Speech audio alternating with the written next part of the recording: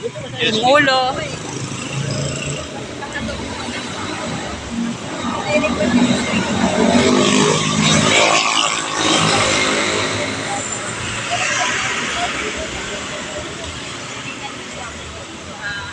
Dito na lang sa bungad si Sis.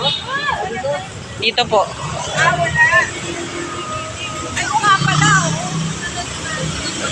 Sige po, alalay po. Akin na po yung bag, pagkain. Akin na po yung pagkain. Susunod naka-cross open na yan, eh. Di ba? Cross open, ano? Sige po.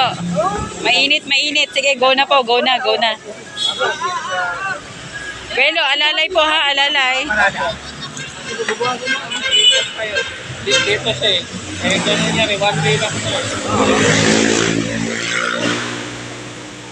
Okay, 1, 2, 3, go. Ang ulo po, ang ulo. Pakialalay sa ulo. Doon kami gagawin. Okay, salamat sa Diyos. Manalo to eh.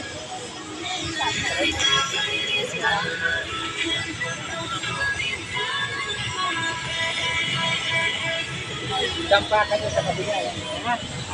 Okay, pakisoli na po ng wheelchair sa loob. Yung wheelchair na binigay, nandun na po sa kabilang sasakyan.